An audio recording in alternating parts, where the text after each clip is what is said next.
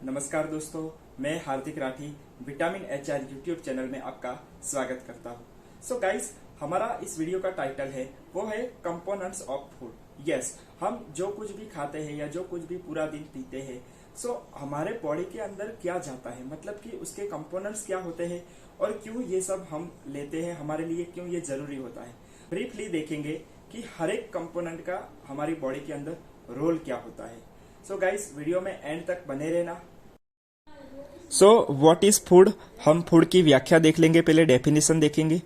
Food is any substance consume to provide nutritional support for an organism. कोई भी पृथ्वी का organism हो, उसके अंदर एक न्यूट्रिशनल सपोर्ट देने वाला पदार्थ है जो कि कंज्यूम किया जाता है। Food is usually of a plant, animal और फंगल ओरिजिन। फूड कोई भी हो सकता है, प्लांट में भी हो सकते हैं, एनिमल्स ओरिजिन हो सकता है और फंगल ओरिजिन भी हो सकता है। मतलब कि हमें फूड कहीं से भी मिल सकता है।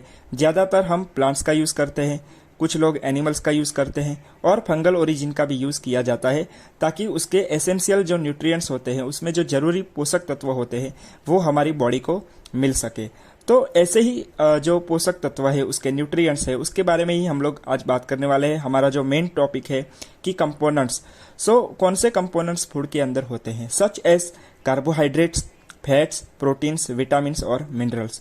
सो गाइज, ये थी फूड की डेफिनेशन कि जो कोई भी ऐसा पदार्थ हम जो लेते हैं उसको हम फूड बोलते हैं, कि जो हमें न्यूट्रिशनल सपोर्ट प्रोवाइड करता है, हमारी बॉडी को, हमारे हर एक सेल्स के वो एक एनर्जी देता है। The substance is ingested by an organism and assimilated by the organism cells to provide energy, maintain life और stimulate growth. So ये सब्सटेंस जो है, फूड सब्सटेंस जो हम इंजेस्ट करते हैं हमारी बॉडी के अंदर, और हमारे सेल्स, ऑर्गेनिजम्स के सेल्स उसको एसिमिलेट करते हैं, उसको लेते हैं ताकि वो एनर्जी प्रोवाइड कर सकते हैं। उसके हर एक न्यूट्रिशन को वो हमारे सेल्स एक्सेप्ट करेंगे और एनर्जी प्रोवाइड करेंगे। तो आइए दोस्तों, हम हमारे वीडियो के दूसरे टॉपिक पे जाते हैं, जो कि हमारा मेन टॉपिक है components of food. So guys, components को न्यूट्रिएंट्स भी बोला जाता है। सो न्यूट्रिएंट्स आर कंपाउंड्स और substances in the foods which are essential to life and health. हमारी लाइफ और हेल्थ के लिए बहुत ही जरूरी जो पदार्थ होते हैं, जो कि फूड के अंदर होते हैं, उसको हम न्यूट्रिएंट्स बोलते हैं।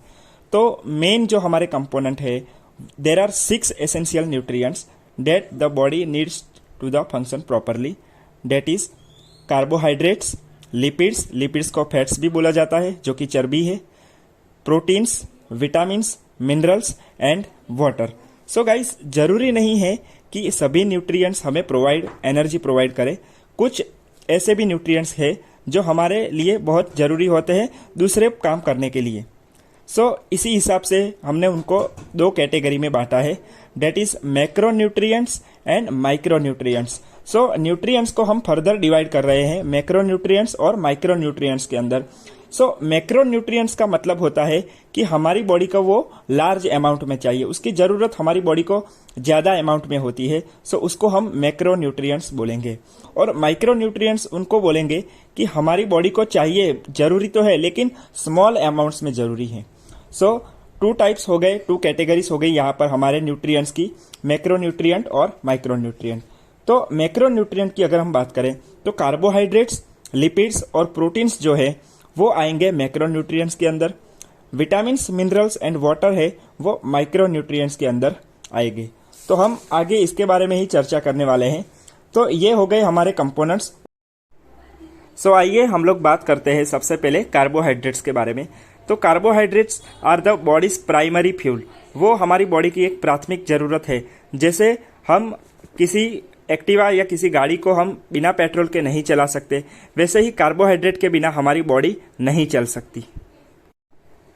जो हमारे मसल्स, हमारा जो सेंट्रल नर्वस सिस्टम है, उसको एनर्जी प्रोवाइड करता है during the movement and exercise. हम जब भी कोई मूवमेंट या एक्सरसाइज करते हैं, सो उसको एनर्जी प्रोवाइड करने का काम कार्बोहाइड्रेट्स का होता है।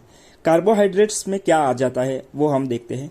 तो शुगर्स, सारी जो शुगर्स है, स्टार्च है, फाइबर है, जो कि फ्रूट्स में, ग्रेन्स में, यानी कि अनाज में, वेजिटेबल्स में और मिल्क प्रोडक्ट्स में पाया जाता है।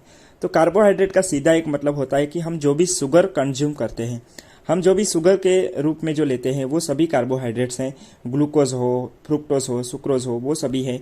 और स्टार्च, काफ़ी सारे ग्रेन्स के अंदर स्टार्च पाया जाता है। तो ग्रेन्स, अनाज जो कि हमारा मेन कंपोनेंट होता है, हम जो भी कुछ खाते हैं तो उसके अंदर स्टार्च पाया जाता है जो कि एक कार्बोहाइड्रेट है, और फाइबर्स भी प्रेजेंट होते हैं। सो सभी फ्रूट्स, सभी grains, vegetables and milk products के अंदर कार्बो। फिर हम बात करते हैं हमारा जो दूसरा कंपोनेंट है, that is protein. Protein is essential to many processes in the body. हमारी बॉडी की बहुत सारी प्रोसेसेस के लिए प्रोटीन जरूरी है। It provide structure to the tissue. हमारी सभी टिश्यू को ये स्ट्रक्चर प्रोवाइड करता है, उसको बनाने में मदद करता है। तो that include cell membrane, organs, हमारे जितने भी अंग है, हमारे मसल्स है, हमारे हेयर है, स्किन है, हमारी nails, bones, tendon, ligaments and blood plasma. तो सभी के लिए प्रोटीन बहुत ही जरूरी होता है। Proteins are involve in metabolic, hormonal and enzyme system that help the maintain acid and base balance in our bodies. So protein हमारे मेटाबॉलिक प्रोसेस में इन्वॉल्व होता है। हमारा हार्मोनल और एंजाइमेटिक सिस्टम के अंदर भी प्रोटीन ही रहता है, जो कि हमारी पूरी बॉडी को मेंटेन करता है, हमारा एसिड बेस बैलेंस भी मेंटेन करता है। आगे हम बात करते हैं फैट की।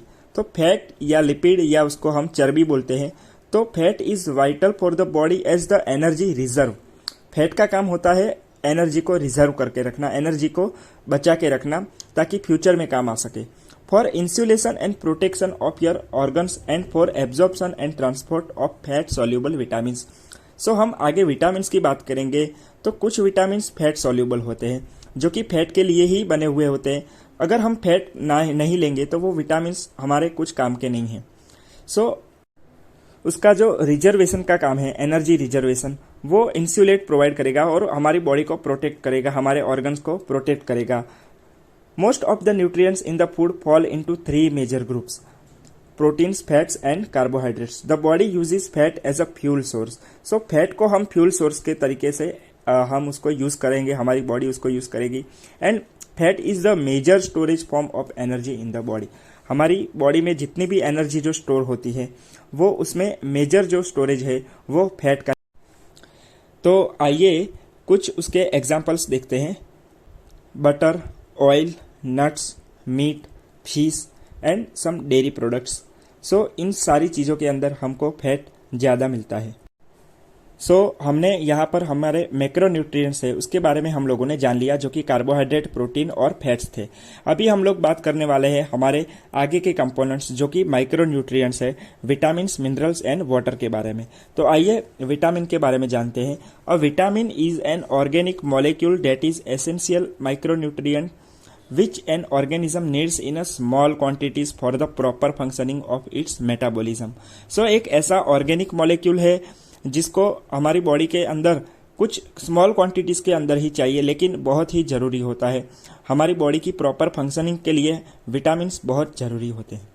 Most vitamins need to come from food because the body either does not produce them or produce very little. हमारी बॉडी उसको या तो प्रोड्यूस करेगी या बहुत ही कम अमाउंट में प्रोड्यूस करेगी या बिल्कुल ही प्रोड्यूस नहीं करेगी। तो उस केस में हमें विटामिन्स की बहुत ज़रूरत होती है कि हमारे फूड के अंदर वो विटामिन हो। Each organism has different vitamin requirement. जरूरी नहीं है हम इंसानों को और जानवरों को, दूसरे जो जानवर है उन लोगों को विटामिन्स की जो रिक्वायरमेंट होती है वो अलग अलग रहती है। सो विटामिन्स के हम आगे उसके जो कैटेगरीज है उसको हम क्लासीफाई करें। तो आइए हम लोग क्लासिफिकेशन ऑफ विटामिन्स को देखते हैं। Vitamins water soluble and fat soluble. So water soluble जो विटामिन है that is vitamin B and vitamin C. Vitamin B के अंदर बहुत सारे विटामिन्स रहते हैं, that is called as vitamin B complex. So vitamin B1, vitamin B2, vitamin B3, vitamin B5, vitamin B6, biotin, folic acid and cobalamin, जो कि vitamin B12 है। Fat soluble vitamins की अगर बात करें तो vitamin A, vitamin D, vitamin E, vitamin के, ये सभी फैट। तो आइए आगे हम मिनरल्स के बारे में जानेंगे। Minerals are those elements on the earth and in foods that our bodies needs to develop and function normally. So minerals ऐसे तत्व है हमारी पृथ्वी के ऊपर और हमारे फूड के अंदर जो हमारी बॉडी को चाहिए ताकि वो एक नॉर्मली फंक्शन कर सके। Minerals are essential for health, include calcium, phosphorus, potassium, sodium, chloride, magnesium, iron, zinc, iodine, chromium, copper, fluoride, molybdenum, manganese and selenium. जो ये सारे हमारे मिनरल्स के एग्जाम्पल्स थे। Minerals do not produce energy. Minerals से हमें कोई भी प्रकार का एनर्जी नहीं मिलता है, लेकिन हमारी बॉडी को काम करने के लिए मिनरल्स जरूरी होता है। हम आगे मिनरल्स के बारे में हम किसी और वीडियो के अंदर जानेंगे उसका डिटेल में। आज की वीडियो में हम जैसे कि ब्रीफली ही सभी न्यूट्रिएंट्स के बारे में देख रहे हैं। आगे हम लोग बात करेंगे वाटर की। वाटर अ वाइटल न्यूट्रिएंट आगे हम लोग बात करेंगे वाटर के बारे में। वाटर यानी कि पानी, अ वाइटल न्यूट्रिएंट एक बहुत ही महत्वपूर्ण न्यूट्रिएंट है, पोषक तत्व है। हैज न्यूमेरस क्रिटिकल रोल्स, और उसके बहुत सारे बड़े बड़े रोल्स होते हैं हमारी बॉडी के अंदर in the human body. All biochemical reactions occur in the water. जितनी भी हमारे शरीर के अंदर जो भी रासायनिक प्रक्रिया होती है वो रिएक्शंस वाटर के अंदर ही होती है। वाटर के बिना वो पॉसिबल नहीं है। Water is also required for digestion, absorption, transportation, dissolving nutrients, elimination of waste products and thermoregulation. पानी की बहुत सारी रिक्वायरमेंट्स होती है। हमारे डाइजेशन के अंदर पानी चाहिए, एब्जॉर्प्शन के अंदर, ट्रांसपोर्टेशन के अंदर। हम जो भी कुछ न्यूट्रिएंट्स, हमारे जो दूसरे न्यूट्रिएंट्स है उसको ट्रांसपोर्ट करने के लिए भी वाटर जरूरी है। हमारे न्यूट्रिएंट्स को डिजोल्व करने के लिए भी वाटर जरूरी है। जैसा कि हमने देखा कि कुछ विटामिन वाटर सॉल्यूबल है, वाटर उसके लिए भी चाहिए। और हमारा जो वेस्ट प्रोडक्ट है, हमारी बॉडी जो वेस्ट निकालती है, तो उसके लिए भी पानी जरूरी है। और थर्मोरेगुलेशन हमारे गाइस, हम लोगों ने हमारे सारे जो हमारे फूड के अंदर के जो कंपोनेंट्स होते हैं उसके बारे में जान लिया है। आगे हम फ्यूचर की हमारी वीडियो में जानेंगे कि उस हर एक हमारे जो कंपोनेंट है उसका प्रॉपर रोल क्या होता है हमारी बॉडी के अंदर। हम थोड़ा डिटेल में हम लोग उसको जानेंगे। फूड के कुछ ग्रुप्स के बारे में भी हम हमारी नेक्स्ट वीडियो के अंदर हम जानने वाले हैं। गाइज़, अगर आपको ये वीडियो अच्छा लगा तो प्लीज़ आप इसको लाइक करके हमें सपोर्ट दिखाएं। और कुछ भी आपका कोई क्वेश्चन हो तो आप हमें कमेंट्स के जरिए पूछ सकते हैं। आप लोग कमेंट करिए, आप लोग अपनी क्वेरीज है वो हमारे साथ शेयर करिए। और ये वीडियो को भी अपने फ्रेंड्स के साथ, अपने रिलेटिव्स के साथ शेयर ज़रूर करिएगा। और जो भी कॉलेज के अंदर फूड साइंस के जो स्टडी कर रहा है उनके लिए भी ये बहुत ही ज़रूरी वीडियो साबित होगा।